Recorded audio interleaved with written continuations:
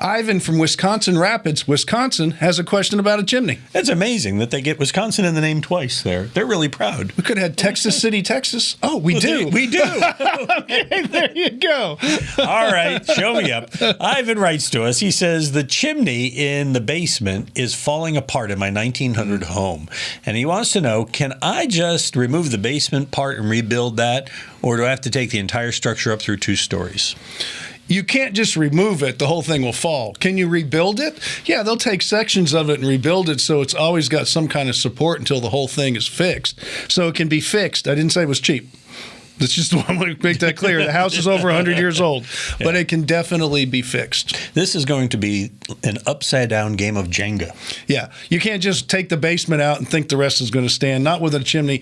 In those days, they went from the very bottom of the basement up for the support. There's a Newtonian effect that's going to kick in. Newtonian. Called gravity. Yes. All right. Send us your questions. We'll help you, too, with whatever scientific method necessary.